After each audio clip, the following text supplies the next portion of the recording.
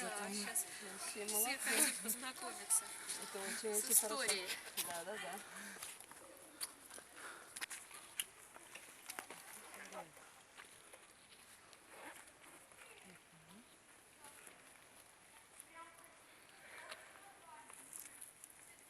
Ну, уже все дошли.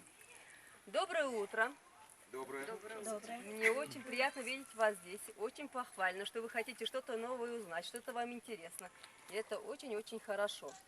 Я экскурсовод, меня зовут Людмила Владимировна. Я сейчас в течение часа, может чуть больше, расскажу о наших древних традициях, о значении скульптур. Будут вопросы задавать, мы просто будем гулять и интересно общаться. А экскурсию мы начнем именно с этого места, потому что вот эта скульптура для нашего народа очень значимая. Наши предки с древних времен почитали культ предков, культ природы. Культ природы – это свое понимание мира они строили в гармонии с природой. А культ предков – это отец и мать мне Бог. Они нас произвели на свет.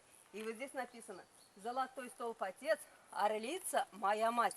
Отца сравнивает с золотом, самым дорогим металлом, потому что от него зависит жизнь семьи. А как мы знаем, семья – это маленькое государство, и в этой семье главный защитник, опора – это отец. А мать – орлица, наверху, сидит на яйцах, дает жизнь. В парке скульптурное изображение матери занимает особое место, потому что по представлению наших предков у всего живого, простого, божественного главнейшей является мать. Мы сейчас пойдем в главный комплекс, там более 130 скульптур, и по дороге я расскажу, как все это создавалось. Пойдемте, пожалуйста.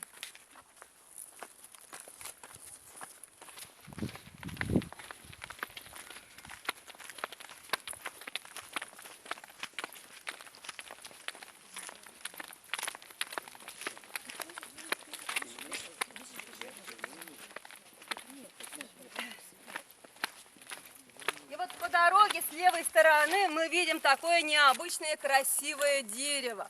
Кто знает, что за дерево? Дерево желания, Да, и дерево счастья или дерево желаний. наверное. Вот, это дерево здоровья. Это наши отдыхающие выбрали это красивое дерево как дерево здоровья. И вот, желая себе здоровья, оставляют повязки. Получается как? У природы мы что-то просим, а взамен уже что-то оставляем. Так положено. Но второе объяснение этому явлению: мы всегда себе, своим близким, всегда желаем здоровья, да? Но эти мысли у нас гуляют во Вселенной. И когда мы их закрепляем, они начинают работать. Ну, конечно, лично от меня просьба оставлять такие красивые повязки, которые продаются в киоске у нас. Было время, мы ничего не продавали, народ друг другу все передает. И вот так как наш народ на фантазию очень богатый, стали вешать носовые платки вплоть до нижнего белья. Это наше дерево выглядело абсолютно безобразно. Мы все это убрали и решили продавать такие красивые атласные ленточки. Так что, пожалуйста. И многие не спрашивают, почему оно так выросло. Этого, конечно же, я не знаю. Но по географическим соображениям вот эта линия глубоко внизу проходит сейсмические явления. Это там внизу пласты двигаются, энергетика сюда передается, там же что-то происходит, да? И это на деревья влияет. Таких деревьев, там глуши их много, мы там еще будем, там у нас Медная гора. И все это посмотрим. А теперь идемте дальше. Идея создания этого парка принадлежит заслуженному художнику нашей республики Болтаеву Николаю Михайловичу. Он последние 30 лет, уже и больше, глубоко исследует историю народов всего мира и историю культуры родного народа, чувашского народа. И он пришел к выводу, что наша культура, традиции очень древние и очень богатые. И чтобы показать это богатство родному народу, он решил в виде парка, в виде скульптур, чтобы родной народ мог даже прикоснуться к этому богатству. Но так как это одному не под силу, он своими идеями, соображениями поделился с директором санатория. И наш директор Симонов Юрий Леонидович, как умный руководитель, поддержал идею художника. Как не всегда это бывает, да? И вот они вдвоем решили, чтобы создать такой парк, надо проводить симпозиум. И вот в течение 17 лет у нас в санатории в мае месяце проходит симпозиум. Николай Михайлович из разных республик и областей приглашает мастеров и резчиков, художников. Они сюда приезжают, живут в таких же комфортабельных комнатах. До обеда проходит лечение, питаются. После обеда работают. Санаторий им еще предоставляет материал для работы. И вот в течение 14 дней, 2 недель, да, создаются скульптуры. получается как бартер, да? Вот за свою работу они получают лечение, питание, отдых и еще, что немаловажно, общение, да? И вот последний день в традиции Ниме устанавливаются скульптуры. Ниме – это древняя традиция. Приглашаются заинтересованные лица, друзья, знакомые, и все помогают делать доброе дело. И когда мы уже всю работу сделали, скульптуры установлены, мы варим кашу, пьем чай или домашнее пиво. Водку мы со стола убрали, потому что это не наша традиция. И благодарим своих предков, что еще раз они нам помогли делать доброе дело. И вот так вот каждый год. И последние 5 лет мы устанавливаем еще где дерево любви. Кто-то там был уже?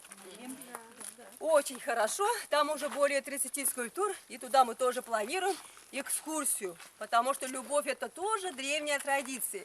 Без любви нет продолжения рода. Но надеюсь, скоро это у нас воплотится в жизнь. Теперь в этом этнокультурном парке все скульптуры связаны с мифологией Сувар. Сувары – это древние предки чувашского народа. До конца 15 века мы были сувары в булгарском государстве. А слово «сувар» означает «достойный человек, который живет в гармонии с природой и почитает своих предков». На эту тему я еще продолжу, потому что на Золотой горе есть специальная скульптура. Я там вкратце расскажу. Наш предков вся Вселенная делится на 3 части. Это верхний мир, нижний мир и светлый мир. Верхний мир – это обиталище чистых, высших существ, добрых, но строгих богов. Нижний мир – это потусторонний мир. Там происходят такие олени, которые обычный человек не может видеть. А вот светлый мир – это наш мир. Там живем мы – люди, растения, животные. А вот скульптура, дальше я буду называть юба, это древнее название. Это всегда образ, образ наших древних духов, образ наших древних предков. И вот теперь мы стоим в центре парка. Парк стоит на 3 возвышенностях. Образно мы называем Золотая гора, Серебряная гора и Медная гора. Золотая гора – это символ далекого прошлого человечества. И это у нас находится вот прямо горизонт. И это же гора, и там много скульптур. И там образы наших древних духов и древних предков. Уважая их, мы туда пойдем в первую очередь. А мы сами стоим на Серебряной горе, символ светлого мира. Поэтому места отдыха, шашлычные, даже санаторий Чуваши находятся на Серебряной горе. А вон там, в глуши, где деревья обычно растут, там у нас Медная гора. Скульптуру мы отсюда не видим. Это специально сделано так, потому что там образы как леши, русалки, огненные змеи. Мы про них очень много читали, фильмы смотрели, но мы их никогда и не видели. И поэтому скульптуры не должны бросаться в глаза. Мы туда пойдем в последнюю очередь. И вот теперь обратите внимание на скульптуру, которая стоит на Серебряной горе. Это воин, который охраняет наш светлый мир. Есть воин, который охраняет Золотую гору, есть воин, который охраняет и Медную гору. Это порядок жизни. А вот теперь мы потихоньку идем на Золотую гору.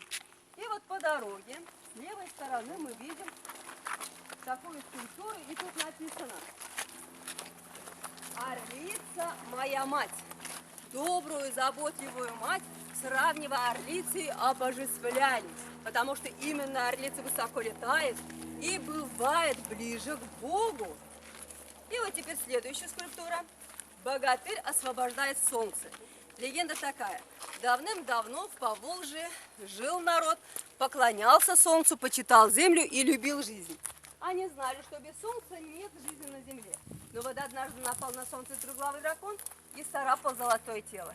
Потускнело солнце, и совсем стало плохо жить на земле. А в это время родился мальчик, назвали его Адал.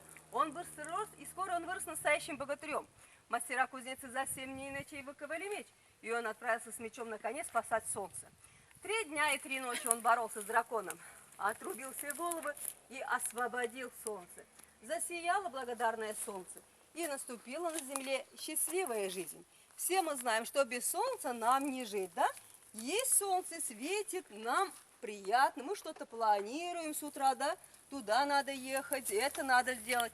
А когда пасмурно, нет солнца, дождь идет, мы хотим поваляться, да? Что-то нам безразлично все. Вот так вот. Теперь мы отсюда видим такие скульптуры, изображающие коней, быков, баранов. Их более 10. Мы их пустили как ограду Золотой горы, потому что по представлению наших предков эти животные чистые, угодные божествам. То есть это жертвенные животные. Им более 10, мы их даже не обрабатываем, им более 25 лет мы их даже не обрабатываем. Они доживают свои дни, уже бесполезно их обрабатывать. И теперь, по преданиям, чтобы попасть на Золотую гору, надо пройти через 3 ворота. И вот первые ворота у подножия нас встречает мать Золотой горы и отец Золотой горы. Вот проходим первые ворота, идемте дальше. И вот, пожалуйста, вторые ворота с правой стороны на высоком постаменте орлица. Высокий постамент подчеркивает высокое положение этой птицы. Это хранительница Золотой горы. А вот с левой стороны очень значимая для нас скульптура – это образ Отца Ветров. Посмотрите внимательнее. У Отца Ветров есть дети, и он им подсказывает, кому в какую сторону лететь и что делать. И считается, Отец Ветров может быть в образе льва, в образе оленя, в образе волка. И волчьим воем доносит до нас от Золотой горы, где наши предки. На Серебряную гору, где мы живем. Подсказки наших предков. Сколько поколений старалось, чтобы мы в 21 веке так хорошо жили. И мы их должны всегда вспоминать с хлебом, солью, чтобы они там всегда были сытые. Сытые предки только могут к нам посылать добро. Если они будут всегда голодные, ничего хорошего не надо ждать. Поэтому на Серебряной горе есть специальная скульптура, я там поподробнее расскажу. И вот теперь обратите внимание, с 4 сторон символы солнца. Мы поклонялись солнцу как источнику жизни на земле. Поэтому везде, на наличниках, на заборах вырезали символ солнца, символ жизни, огромная энергетика, защита, оберег. Еще солнце – это золото, притягивает достаток, чтобы все в достатке достойно развивались. И сами тоже носили все украшения с символом солнца. Идемте дальше.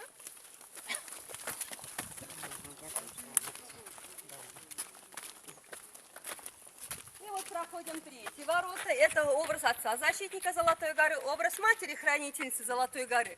Проходим 3 ворота, и вот мы на Золотой горе. Сколько тут скульптур, да? И посмотрите, пожалуйста, на первую скульптуру и скажите мне, на что эта скульптура похожа? Меч. Молодцы. Это золотой меч Аттилы. Аттила наш прапредок, царь гуннов, 5 век. Мы в 5 веке жили в Гунской империи. И наш царь был Аттила, а этот меч был пророчен. Тот, кто найдет меч, создаст великую империю. Меч нашел Аттила. Так и случилось. Объединив все родственные племена, он возглавил великую империю. Но есть еще другое мнение, что нашел не сам царь, а нашел пастух. Корова наступила на острие меча, и по следу крови нашли меч. И старейшинам подсказали, чтобы он достойно это принес царю. Почему? Потому что все, что здесь есть, это принадлежит царю. Так и сделали. И это золотой меч Аттилы. Для любопытных показываю. Вот тут написано Аттила. Это рунические письмена. Такими буквами мы писали до кириллицы. И вот теперь следующая скульптура. Очень понятная скульптура, да? Ниже бабушка с дедушкой, потом родители, потом дети. Продолжение жизни, продолжение рода. Скульптуры с таким смыслом на Золотой горе их много, потому что это главная цель наших предков. И вот теперь следующая скульптура. 3 женских лика, 3 женских поколения. Венчает скульптуру хушпу. Хушпу – это головной убор замужней женщины. Наши прапрабабушки были очень грамотные. Всю философию, смысл жизни они закладывали в композицию одежды.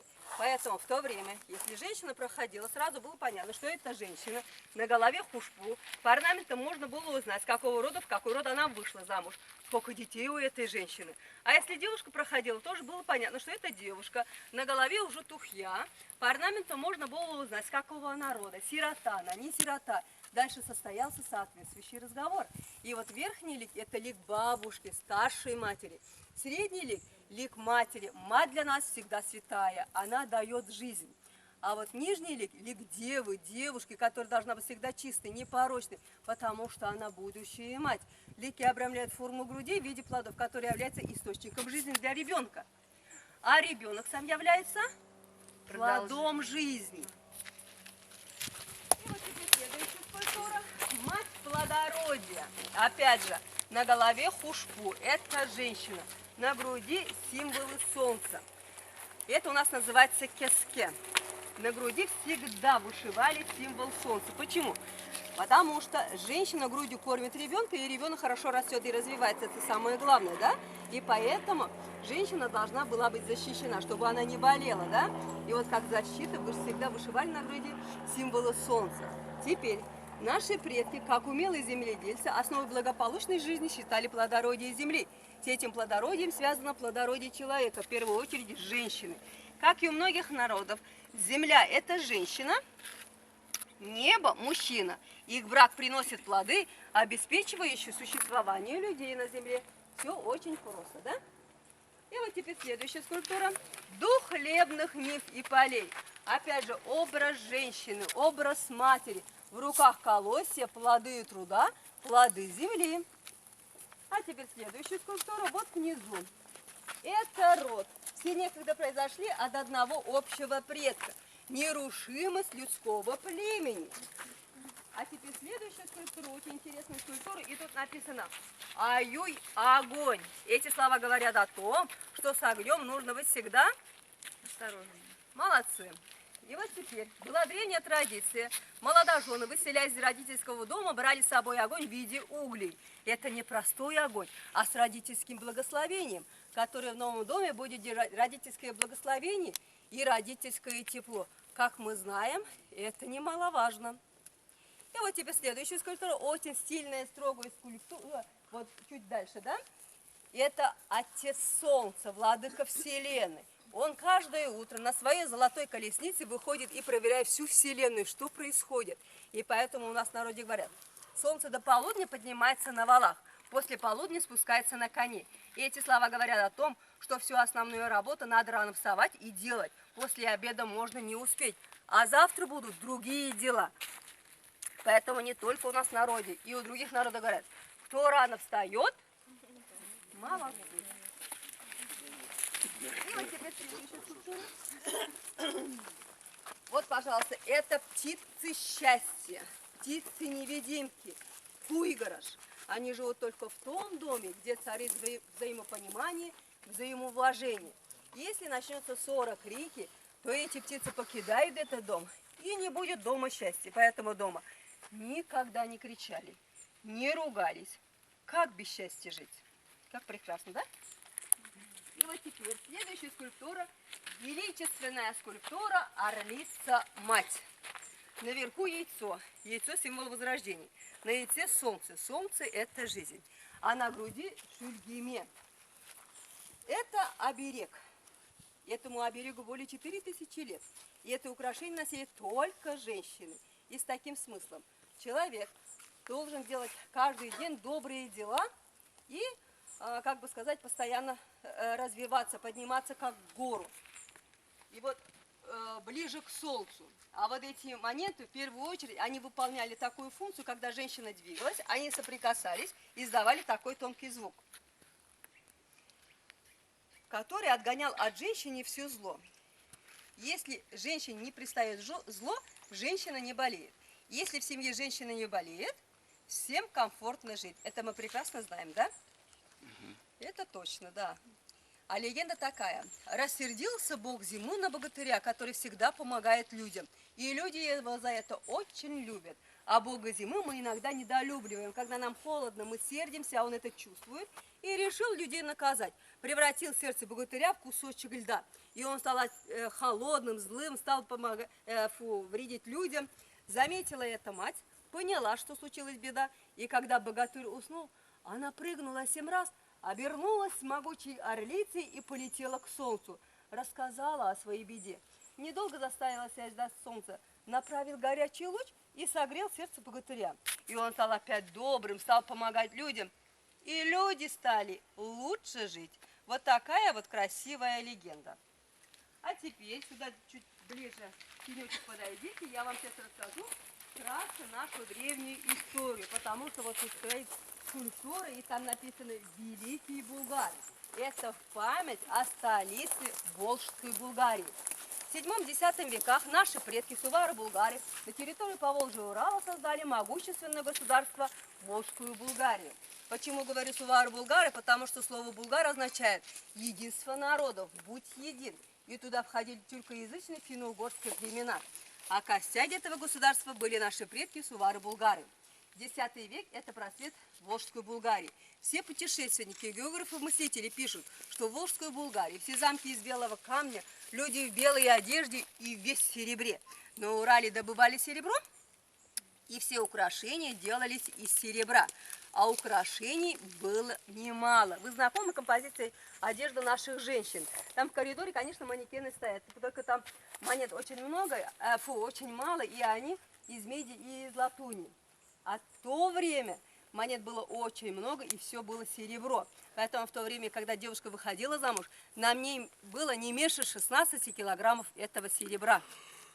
Она выходила замуж в одежде девушки, на голове тухья, на шейные украшения, теветь состоятельность, поясные украшения, все были девичьи. На следующий день она одевала женские украшения, на голове хушпу, на шейные, на грудные, поясные украшения, все были женские. Почему это так было? Когда девочка только рождалась, целый род собирал эти серебряные монеты, а бабушки передавали из поколения в поколение. Потому что, когда было совсем никак, оттуда можно было отрывать монеты, а в то время за 3 серебряных монет можно было купить корову или лошадь, так что она выходила целым табуном. Но это так не растрачивалось. Когда экономика семьи рода восстанавливалась, все это обратно пришивалось. Поэтому украшения X-XII веков дошли до наших дней. Сейчас, конечно, их очень мало, потому что во время Великой Отечественной войны тоже каждый род собирался и остатки украшений издавал государству, чтобы для войны купить какую-то технику. Теперь в Волжской Булгарии жили очень замечательно. Почему? Потому что очень много работали. Булгарский мед, кольчуги, военная одежда, прекрасные кожаные сапоги, которые назывались булгарка, ценились во всем мире. Поэтому ихние суда, караваны доходили до Индии, Китая, до Аравии, Персии. Все менялось, все продавалось, все очень хорошо развивалось. И поэтому в этом государстве было около 2000 городов. Беляр, Сувар, Нухрат, Кременчуг, Гельжель, Кигеш и так далее. Но что же случилось? Почему на этих местах теперь у нас только деревни или совсем пустые места? Все изменилось в 13 веке, когда орда татаро-монголов вторглись на эти земли. Эту орду никакой народ не мог остановить даже на год. Но сувары-булгары противостояли в течение 13 лет. Даже пишется, таким образом они спасли Европу. Было время, что татаро-монголы посчитали, что они уже покорили сувар-булгар, половина из них направились на Европу. Но сувары-булгары посчитали, что тех стало намного меньше, они собрались и восстали. Те вернулись и добили, больше уже никуда не ушли. Была Золотая Орда, всех принцев поубивали. Чтобы выжить, надо было принимать ислам. Все было, потому что в то время главенствующей религией был ислам. Все было очень тяжело и печально, но совсем стало невыносимо, когда в 16 веке Иван Грозный взял Казань, отсюда не ушел, пока свои дела не сделал. А его дела для нашего народа были очень-очень, как бы сказать, нехорошие, печальные. Были реки крови. Почему? Потому что пришла другая система. Он даже нас переименовал. Мы стали чувашским народом. Чувашами он называл и марийцев, и мордовцев. Почему? Потому что в словаре Дали написано, что слово чуваш означает покоренный народ, который будет всю жизнь платить дань. И это мы... как-то нам подсознание это не нравится. Мы это объяснить не можем. Почему? Потому что мы свою древнюю историю очень плохо знаем. Потому что об этом нигде не написано. Никто это не говорит, чтобы народ не знал. Но какая ни была история, это наша история. И мы рады, что как бы тяжело не было, мы вошли в 21 век, сохраняя свою древнюю культуру и свой древний язык. Дальше мы будем только потихоньку развиваться. И пусть так и будет. И все сказали, пусть так и будет. Чего молчите? Теперь следующая скульптура. Посмотрите, пожалуйста. Вот эти движения на скульптуре говорят о том, что в этой жизни постоянно надо двигаться, развиваться. И в этой жизни главное действующее лицо – это семья. А в семье главный кто? Обязательно. Как это вот? Да, Как это мы? А теперь я вам задаю вопрос. Почему цель семьи? Почему создается семья? Ну вот, И рождается ребенок. И папа, и мама, и бабушка, и дедушка все делают все, чтобы этот ребенок рос Крепким, здоровым. вот так вот теперь. Папа, мама, да ведь? Вот теперь внизу. Вот чуть ниже, посмотрите, пожалуйста, скульптура тоже с таким же смыслом. Два узла. Женское и мужское, когда переплетаются, дают росток. И вот так вот бесконечно. Видите, да? И вот теперь мы идем на другую сторону, и мы видим там два стола.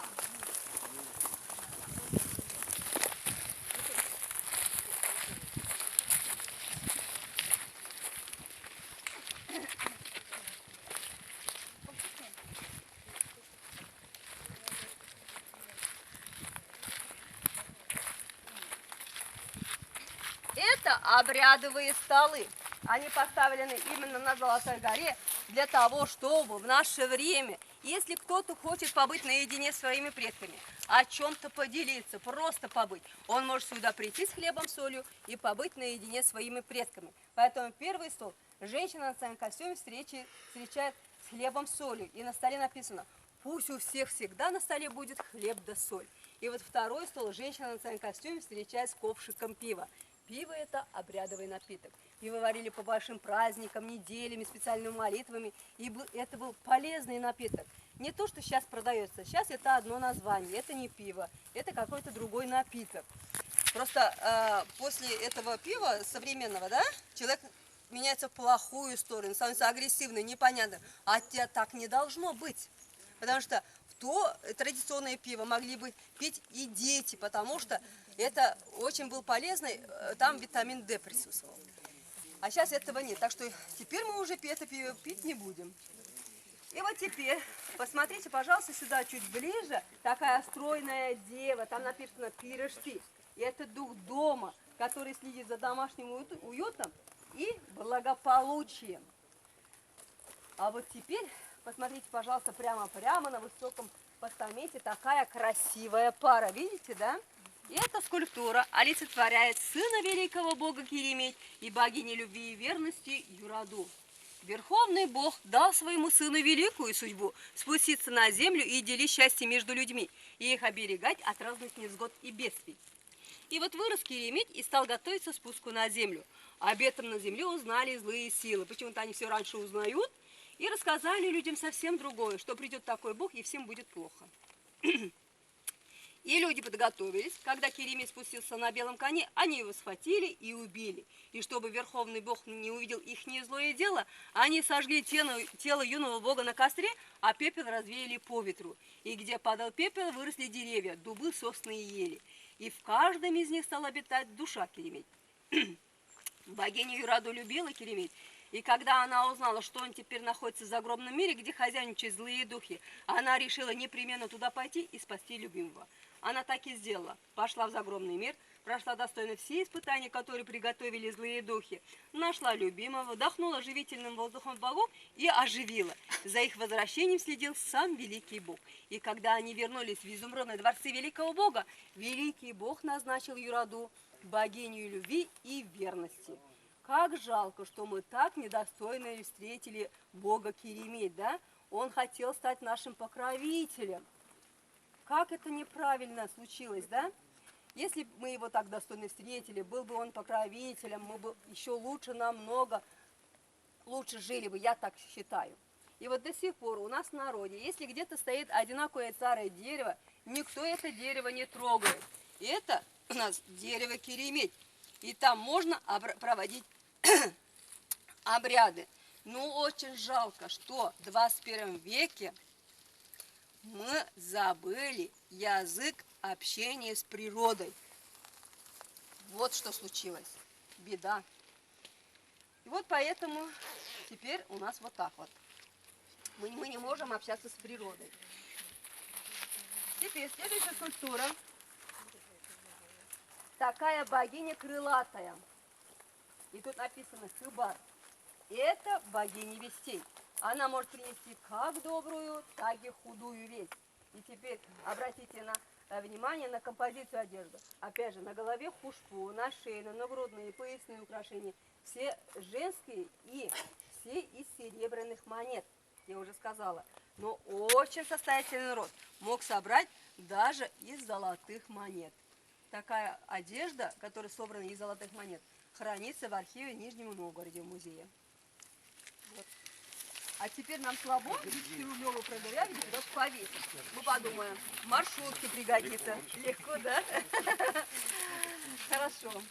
И вот теперь следующая скульптура – развитие земледелия и рождение новых поколений. Вот эти движения на скульптуре говорят о том, что в этой жизни постоянно надо двигаться, развиваться и делать эту землю все лучше и лучше для своих детей, внуков, правнуков.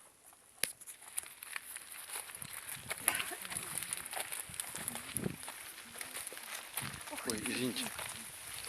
Извините. И вот посмотрите, пожалуйста, вот тут внизу тоже скульптура стоит. Покровитель в течение времени. Имеет два лица. Будете гулять, обратите внимание, там с другой стороны есть другое лицо. Одно мужское подобие солнцу, а другое женское подобие полумесяцу. Ибо солнце отмеряет в течение дня, а луна ночи. И вот тут такая высокая скульптура. И вот тут написано Улып-Амош. Это мать богатыря. То есть это наша прапрапрапрабабушка, которая следит, как мы живем. Живем ли мы в дружбе, не обижаем ли друг друга. И у нас в народе говорят, нельзя с друг другом воевать, иначе мать Улыпы обидится и нашлет на нас проклятие. Это как на народ влияет. У нас никогда не было междоусобных войн. И она еще благословила своего сына Улыпа всегда помогать родному народу во всех делах. Поэтому мы говорим, мы дети Улыпа. У нас очень много сказок и легенд, связанных с Улыпом. И вот теперь следующая скульптура чуть дальше. Это Кебе, покровительница всех матерей. Она живет между небом и землей и налаживает связь между людьми и Богом. Скульптуры Кебе стояли в каждом доме. Их ваяли женщины весной из глины, и туда закладывали самые добрые пожелания своей семье, своему роду, чтобы все были здоровы, чтобы все было замечательно. И к этой скульптуре приносили каши и лепешки, когда, например, кто-то в семье заболела. Или женщина чувствовала, что приближается время родов. Они верили, что в такой тяжелый момент Кебе обязательно поможет. Но есть такое интересное явление.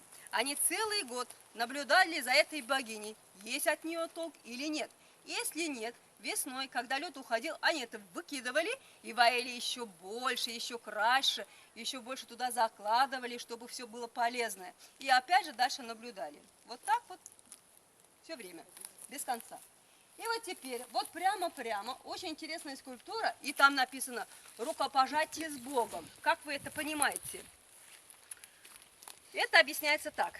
Создается семья, да? Поженились. И у них родился ребенок. Считается, теперь они маленькие боги, потому что они создали жизнь. Если они будут жить каждый день достойно, они могут договориться с Верховным Богом. Идемте дальше.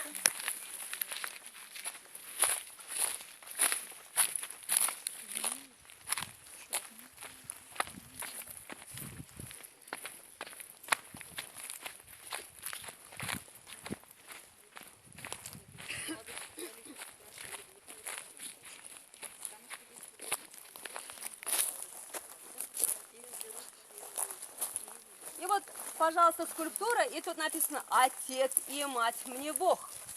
Для нашего народа самое главное было родная земля, родители и своя родная семья. Защищая эти три понятия, они никогда не боялись умирать. Почему? Потому что это был самый достойный поступок. Если человек умирал, совершая достойные поступки, они верили, после смерти они обязательно переродятся. Поэтому никогда ничего не боялись. И вот теперь следующая скульптура, тут написано Вут-Амош. Это мать огня. В огне видели силу не только дающую тепло и пищу, но и силу, которая отгоняет от жилища всякие болезни и порчи. И вот наши предки, когда нужно было принимать важные решения, все они обсуждали возле домашнего очага. Они верили, что все плохие мысли отгонит огонь, и они примут только правильные решения. И теперь следующая скульптура. Вот в углу стоит такой добрый бог-хранитель. Он в белой одежде, с длинной белой бородой, с посохом в руках встречается путникам, которые заблудились в лесу, и помогает найти дорогу домой. Так что знайте это, если где заблудились, встретили старика в белой одежде, идите за ним, и все будет хорошо. Это все вот так вот образно, то, что лес, это наша вся жизнь, это в лесу, да? Мы туда-сюда бродим. Так что это будет как ориентир, который охраняет Золотую гору. Вот он такой старый, как бронзовый, и там написано «Сыхтя». Это воин, который охраняет Золотую гору. А мы идем куда? Молодцы.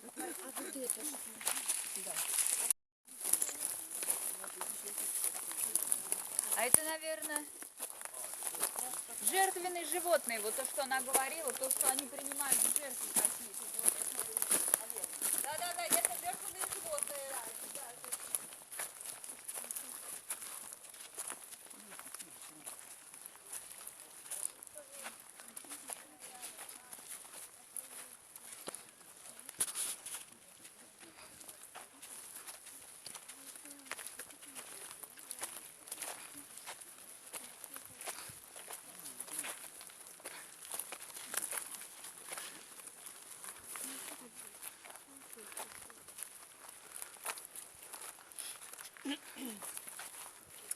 И вот мы на Серебряной горе.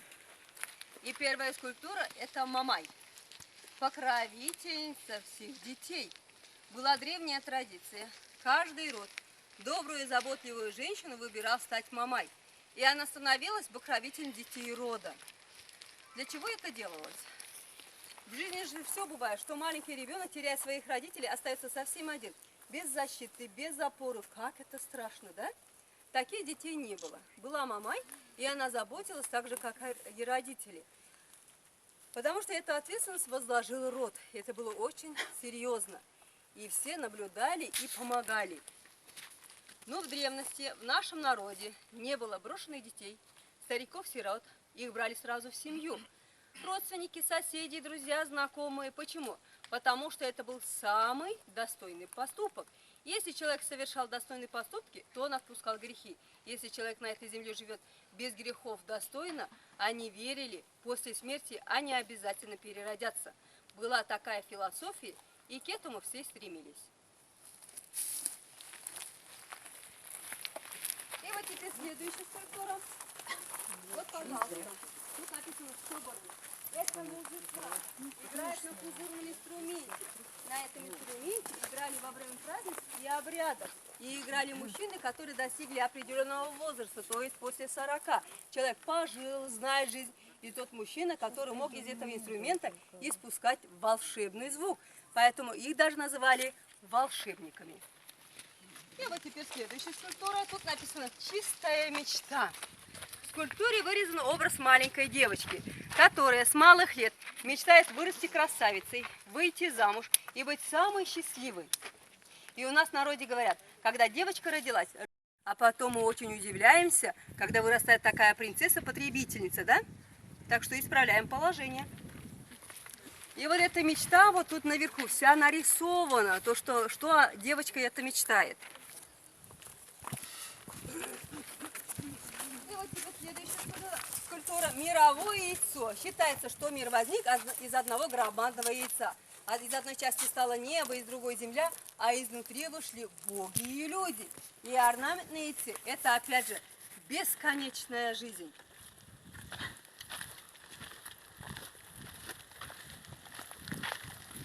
И вот посмотрите, пожалуйста, на такую маленькую невысокую скульптуру. Это еж. В стародавние времена считал, что именно еж научил людей земледелию. Он очень сердился, ворчал, что люди никак не могут понять, что он им объясняет. Ежи до сих пор сильно ворчат. Всем домашнее задание, чего мы недопоняли. И вот теперь следующая скульптура. Это знахарь. Тут написано «Юмощ». Хранитель народной мудрости и опыта. Наверху орлица. Птицы мифологии, чистые существа верхнего мира. И вот слияние птицы и знахаря говорит о том, что знания знахаря приходили через высшие силы.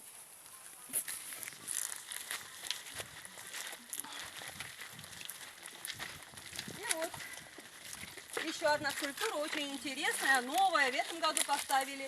Это как земной шар, и этот богатырь, как бы сказать, объезжает этот земной шар и проверяет, что происходит, все ли спокойно. И вот по 4 углам это как бы жертвенные животные, бараны там, вот такие животные. И вот тут написано Сувары РФ. Это как бы по интернету, если набрать, то можете про этот народ прочитать и информацию все узнать. А теперь на минутку посмотрим. С правой стороны под деревом стоит такая страшная бабушка. Видите, да? Это беда. Поэтому она такая страшная. В народе говорят, беда ходит не по лесу, а по людям. Это говорит о том, что плохие мысли никогда мы не должны пускать в голову, а это очень хорошо развивается. Так? И теперь смотрим, вот тут на левой стороне такая интересная скульптура в китайском стиле. Кто это? Почему в китайском стиле? Это наш великий ученый. Нет, вот сюда смотрите, пожалуйста. Вот. Это наш великий ученый Никита Яковлевич Бичурин. Монашески он известен как отец Иаким. Не слыхали? Очень хорошо. Он родился в 1777 году в деревне Тимеры Чебоксарского района. Он закончил семинарию, потом академию и был направлен в Китай распространять православие. Но так как он был человеком ученым, он занимался наукой. Переводил книги по истории, по географии. Это в то время так было важно. И он был очень образованным человеком. Если образованный Китай знал 10 тысяч иероглифов, он знал 40 тысяч. И он является первым создателем китайско-русско-китайского словаря в 19 томах. До сих пор этим словарем очень удачно пользуется. Он жил в Китае 13 лет, и когда вернулся, он жил и работал в Министерстве иностранных дел в Питере и написал еще 16 книг. 6 из них были удостоены Демидовской премии. Это была самая высокая премия того времени и награждалась золотом. Он был очень состоятельным человеком. Он дружил с Пушкиным, декабристами, но его свободомыслие делало его опасным человеком в глазах царского правительства. И он был удален от всех дел и был закрыт в монастыре Александра Невской лавры. Когда его там закрыли, отсюда ездили родственники, и он очень жаловался, что его закрыли в очень маленькой комнатушке, никуда не выпускают, даже воды не дают. Загубили умного человека, как часто у нас, к сожалению, в России бывает, да? Так как он дружил с Пушкиным, Пушкин очень хотел попасть в Китай. Творческие люди, кто-то хочет писать, кто-то хочет рисовать. Они очень много писем писали с прошением царского правительства, чтобы их на время отпустили. Но все письма были отклонены, таким образом Пушкин так и не попал в Китай. Вот так вот. Теперь впереди китайскими буквами написано: «Поднялся сам, подними своих предков». Это девиз Бичурина. Эти слова говорят о том, что мы своих предков никогда не должны забывать. У нас всегда остается энергетическая связь. Поэтому, когда нужно, вспоминайте с хлебом солью, а когда вам нужно, просите, они обязательно помогут. Конечно, не придут построить забор, да? Они к вам направят правильные мысли. И вот теперь следующая скульптура. Это воин Сувар. Теперь мы знаем, Сувары – это древние предки чувашского народа. В X веке в булгарском государстве мы имели свое княжество, свой большой город Сувар и были центром ремесла и торговли. Были отличными земледельцами и храбрыми воинами.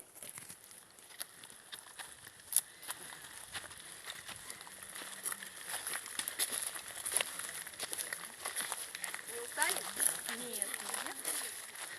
Потому что я вам сейчас расскажу длинную легенду, если у вас есть терпение. Это наш народный герой Асан. Он любил девушку по имени Пенеслу. А эта девушка была очень красивая, очень трудолюбивая, очень талантливая.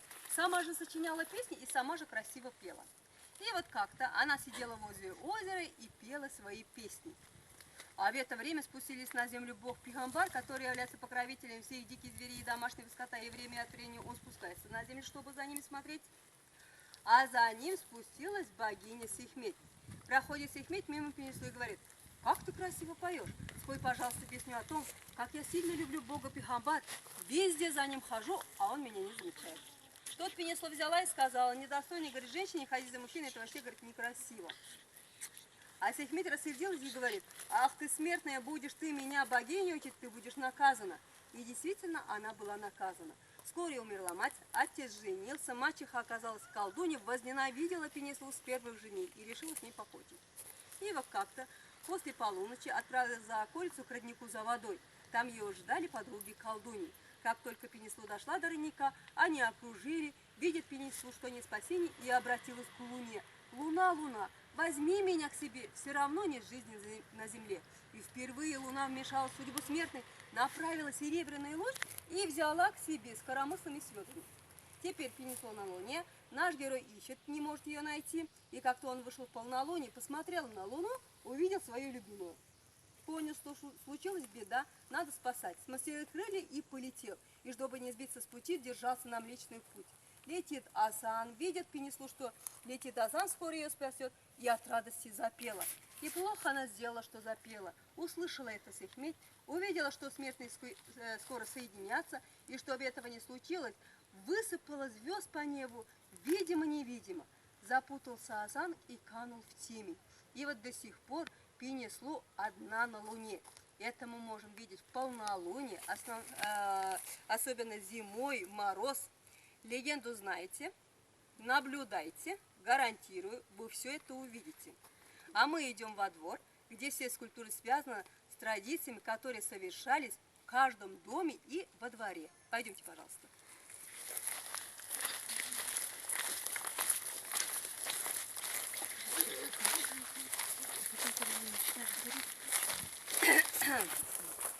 И вот главная скульптура в этом дворе – это звезда Ужа. Звезда Ужа выполняет такую же функцию, как полярная звезда в этом мире. Только это в другом мире. Обратите внимание на отверстие, направленное на восток. Считается, что через это отверстие наши предки приходят к нам в гости. Теперь, есть в году такое время, 22 марта по 22 июня. В это время наши предки приходят к нам в гости. И к этому времени мы очень сильно готовились. Всегда мыли дом, чтобы везде было чисто, уютно, красиво. И в центре дома устанавливали такие скульптуры звезду Ужа, ориентир для наших предков. Они были разных размеров. Большие устанавливали в центре комнаты, а маленькие в центре стола. А на столах всегда были угощения. В первую очередь яйца. Ели яйца и вспоминали своих предков, что они быстрее переродились. И всех приглашали в дом. Почему? Потому что все гости считались от Бога. Может, сам Бог в образе человека пришел к ним в гости. И все было связано с добром. И все хотели жить достойно. Почему? Потому что достойный человек только мог после смерти увидеть эту звезду Ужа и приходить каждый год в дом, родной дом в гости. А когда время придет, и переродиться. Но если человек жил недостойно, грабил, убивал и так далее, и такой человек не мог больше после смерти эту звезду Ужа увидеть и приходить в гости, а потом и переродиться. Почему? Потому что сама природа не хотела, чтобы он опять сюда возвращался и продолжал делать свои плохие дела. Поэтому 7 стихий природы охраняли звезду Ужа от плохого человека. И это написано здесь, показано орнаментами и написано. Это снег, дождь, ураган, заморозки и так далее. 7 стихий природы. Поэтому давайте жить достойно. И все будет замечательно. Будем каждый год приходить в гости, потом переродимся. И вот так вот бесконечно. Главное было сюда переродиться. Если мы там будем жить, наверное, земля исчезнет. Ну ладно, это скульптура «Дворовый столб». Дворовый столб стоял в каждом дворе. Почему? Потому что в каждом дворе была скотина, которую выращивали, чтобы потом получить пищу. И не положено было эту скотину резать, где попало, и проливать кровь. Резали возле этого столба, где всегда было чисто. Это было святое место. И резали специально молитвами, обращенными к Богу Пейгамбар, чтобы под его защитой выросли это животные, и теперь они могут получить пищу. И в каждом дворе стояли такие ритуальные ворота. Для чего? Для того, чтобы каждую весну появляется новая живность. ягнята, утята, гусята, телята и так далее. И эту живность пропускают через эти ворота специальным молитвами, обращенным к Богу Пейгамбар. Кто знает чувашский язык, можете тут это почитать. Тут вот эта молитва написана. И после этого только это животное выпускали на улицу и в стадо. Считалось, что теперь это животное находится под защитой Бога Пейгамбар. И вот теперь в углу стоит такая скульптура «Узел счастья». Узел счастья в роду образовывают женщины. И это невеста, которая только-только пришла в дом жениха. Ее благословляли и уважали. Почему? Потому что от нее зависело, сколько детей она родит, какой матерью она будет, как будет род продолжаться. И как только она пришла в дом жениха, ее сажали на трон Тебер. Тебер – это главный бог дома. Сидя на этом троне, она получала благословение от самого бога Тебер.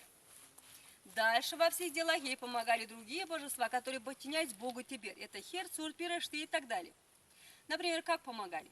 Не положено было маленького ребенка оставлять люльки одного, потому что под печкой жили не очень добрые духи, а они могли приставать к ребенку и навредить. Поэтому, когда невеста уходила за водой, она говорила: «Пирш, ты посмотри, пожалуйста, за ребенком, я скоро приду». И когда возвращалась, она благодарила за помощь. Они знали язык общения, поэтому могли очень дружно жить и существовать. И вот до сих пор, если посидеть на этом троне, помечтать, к вам потянутся только добрые мысли. А мечты все сбудутся. А мечтать надо при восходе солнца, чтобы свидетелем вашей мечты было только солнце. И мечта должна быть одна штука. Вот так вот. А то запутаются там. Будете жаловаться.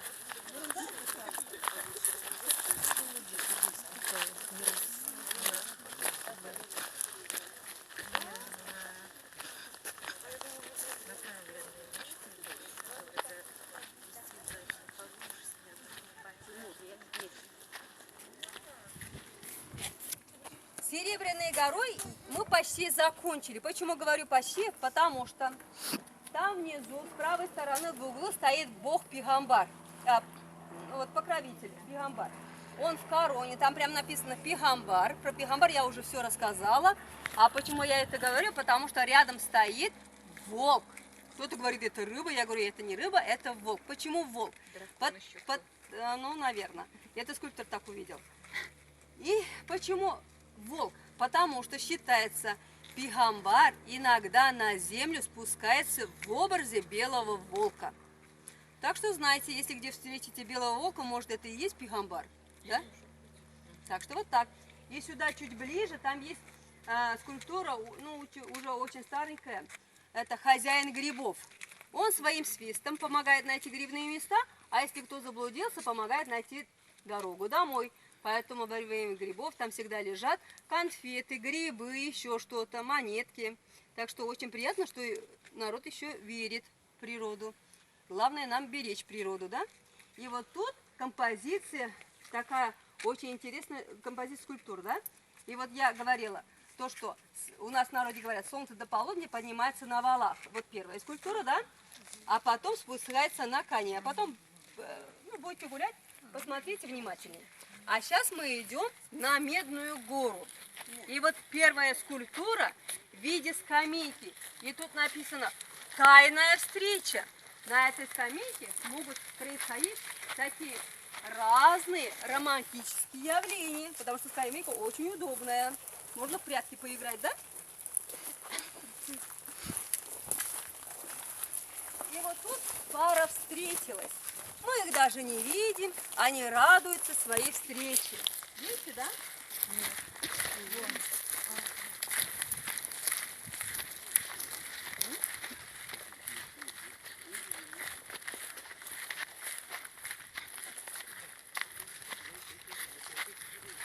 И вот тут стоит такая красавица. И почему-то эта красавица рогатая. Кто такая? Кто скажет? Русал. Нет, до русалки мы не дошли еще. Это подружка Лешего.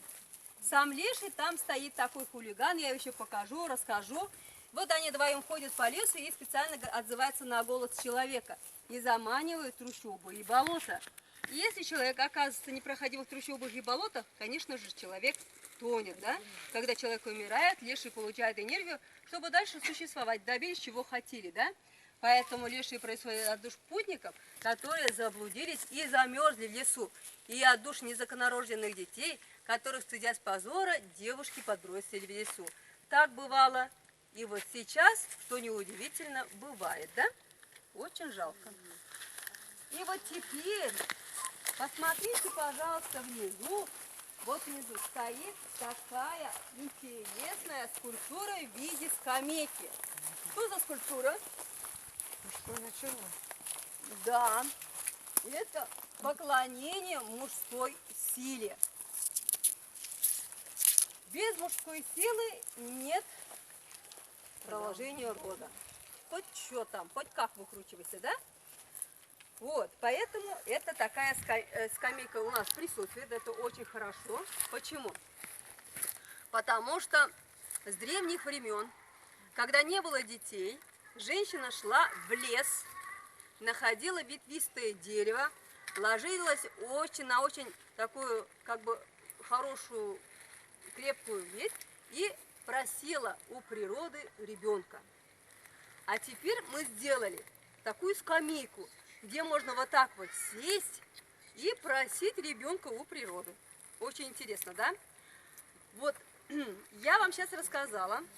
Так что, пожалуйста, если есть такие проблемы, я вам сейчас капельку рассказала древнюю философию, где без ребенка совсем никак, да? Кто после смерти будет этот мир делать все лучше и лучше? Куда приходить в гости? А куда вообще переродиться, да? А смысл-то переродиться в рай? Поэтому делали все, чтобы в семье был ребенок. Было очень много традиций. Расскажу самую последнюю. Вот, например, в этой семье нет детей, у соседей 15 детей. Даже невозможно прокормить. Вот они, без вмешательства государства, одного-двоих детей брали в эту семью и воспитывали. Никто их не осуждал. Все жили одной философией, все понимали, для чего это делается. Дети тоже знали, кто их родители, братья и сестры. Вместе они играли, потом друг другу помогали, главного добились, дом не закрылся, да? Все очень прекрасно. Вот теперь, в 21 веке, мы и знать не знаем про эту философию, да? Но когда нет семьи ребенка, чего-то нам не хватает, какой-то смысл. Это все подсознание нам диктует. Идемте дальше.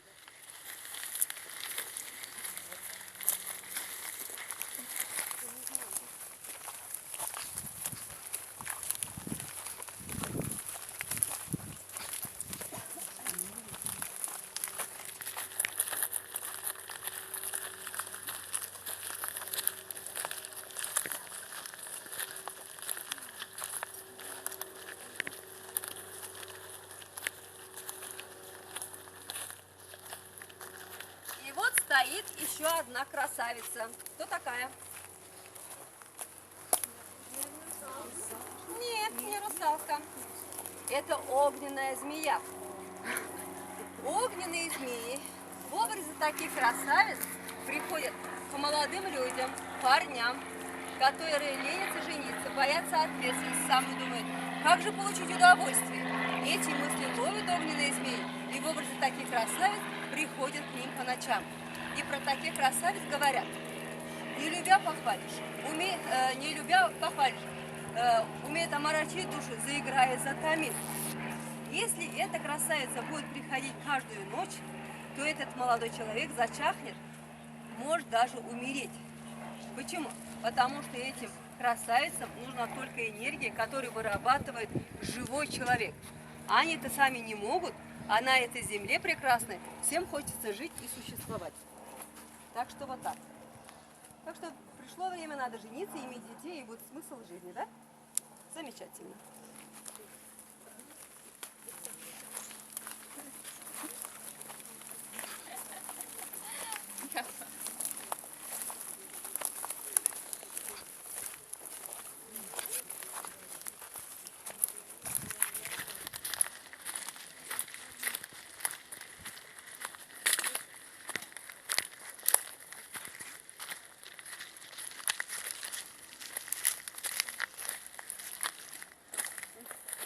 Ну да, какое интересное сооружение сделал.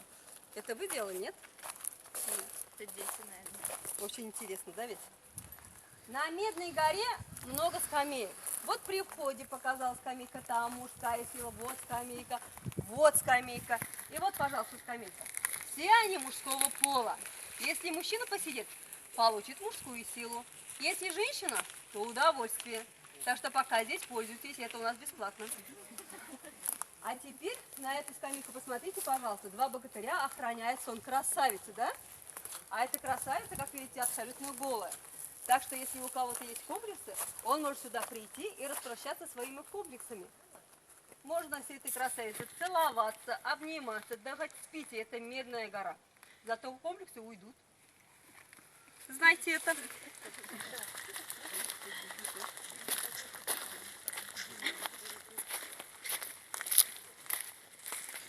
И вот теперь я вам покажу лешего.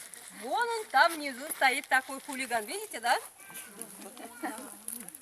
Он волосатый, с длинным хвостом, зелеными глазами, ходит, пугает людей, а сам боится огня и света. Поэтому, когда ночью остается в лесу, зажигает костры, чтобы лешие не приставали. Если они начнут приставать, человек не владеет, что делает, может случиться беда. Знайте это. А теперь посмотрите на деревья, как они растут, да?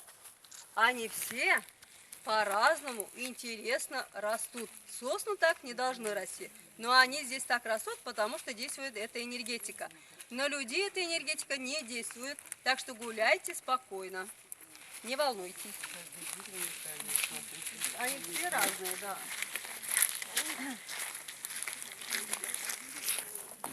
И вот тут следующий скульптур написано «Варежелень, огненная змея».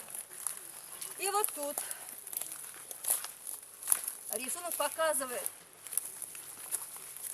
фигуры, показывает безумную любовь. Вы сюда подойдите, увидите безумную любовь.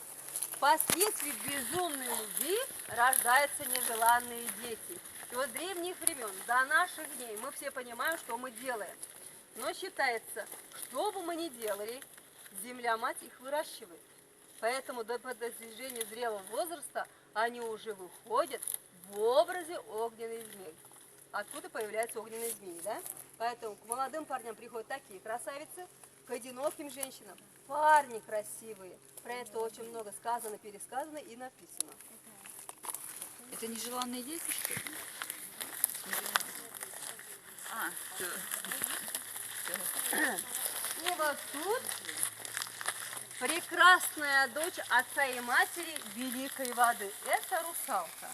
Она тоже, особенно полнолуние, выплывает из воды и сидит, расчесывая свои чудные зеленые кудри, по которым струится вода. Таким образом, заманивающий себе рыбаков и корабельщиков, может завлечь и неосторожных путников. Но кто поддался чарам русалки, опять же тонет.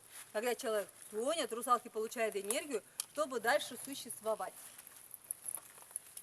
В фильмах русалки бывают добрые, злые, красивые, некрасивые. Сама русалку не видела, ничего не могу сказать. Хотите увидеть свою русалку? Фантазию включайте, увидите ту русалку, которую вы хотите. А мы теперь идем в свой светлый мир, и на границе стоит такой интересный дух.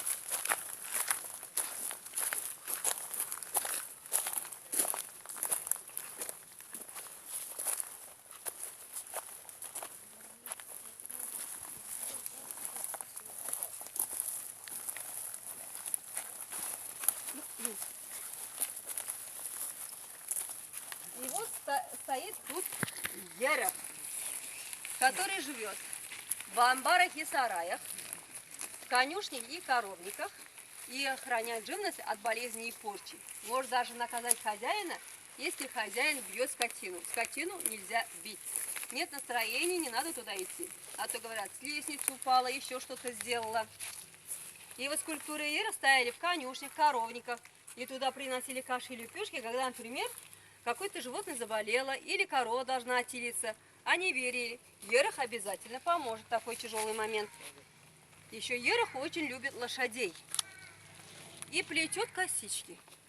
Вот я так рассказываю, и женщины, которые в основном приехали с Татарстана, они говорят, мы это сами видели. Что они видели? Когда утром из конюшни выводят лошадей, заплетены, говорит, очень много косичек. И это всю ночь Ерох, любя, плетет косички. Хотите верьте, хотите нет, это ваше дело. Теперь многие меня спрашивают, раз он такой добрый, почему он такой страшный, вы находите? А я говорю, этот дух сколько веков жил-жил в темноте, в конюшне коровник, там же темно, жил-жил в темноте, а тут почему-то в 21 веке решил выйти посмотреть на наш светлый мир. И что с ним стало? Сколько удивлений, сколько страху, да? Теперь каждый делайте вывод, как мы живем. Живем ли мы в гармонии с природой? Лично я считаю, что нет. Мы такие потребители-паразиты стали, что вообще страшно подумать. Будем меняться, да? Идемте дальше.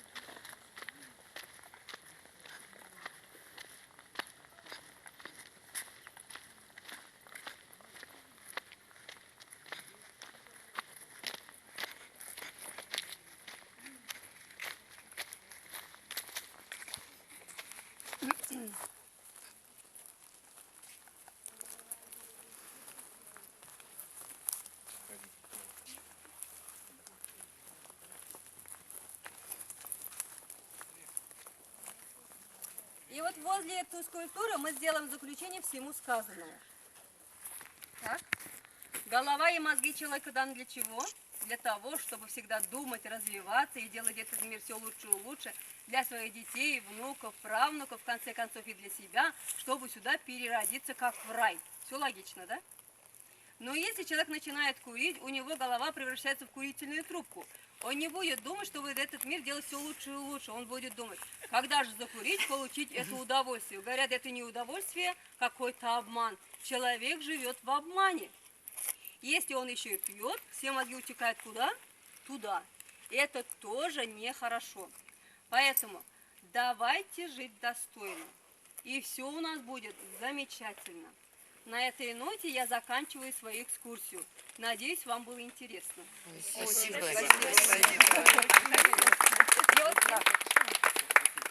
Вот этот знак, да, присутствует на многих скульптурах. Это, да, этот человек обращается к солнцу. И это знак Союза чувашских художников. Просто в симпозиуму их большинство и везде оставляют на каждой скульптуре, что они сделали, такой знак. И вот можно? А вот когда они приезжают к вам на симпозиум, они каждый вырезает фигуру, какую он хочет, либо вы задаете им какую-то тематику, чтобы расставить? Вот очень хороший вопрос. Николай Михайлович, он постоянно исследует, читает, и так как он является профессиональным художником, он рисует эскизы. Это целый год, это без конца продолжается. И вот когда художники, скульптора приезжают, он им раздает, каждый выбирает, что ему нравится, он объясняет всю эту легенду, что они должны там показать, и, конечно же, очень внимательно следит за ходом действия и очень сильно переживает, что не всегда все получается, а хочется. И вот информация. Вот мы это выпустили такой путеводитель, уже там заканчивается, уже новый путеводитель поступил. Это культурный парк. Тут надо очень внимательно смотреть. Вот, например, Золотая гора, там Серебряная гора. Какие скульптуры на Золотой горе, какие на Серебряной горе. Тут вкратце написано то, что я сейчас рассказала. Так что хотите, есть желание, это в киоске продается. Вот эта книжка стоит всего 100 рублей. Покупайте как сувенир для себя на память. Вот новый путеводитель тоже очень хороший, но получился почему-то дороже. Это уже 500 рублей стоит. Вот. Поэтому, ну еще там есть, я сейчас вам раздам, так, где у меня, визитки, что означает символ солнца. Почему? Потому что в киоске продается бижутерия с символом солнца. Там нашейные, нагрудные украшения, браслеты. У меня символ солнца, потому что я так живу. И вот, почитайте, хотите, как сувенир, как себе, покупайте, потому что какой символ вы носите, то к себе и притягиваете. Там и браслеты, и значки, все, что хотите. Смотрите и выбирайте.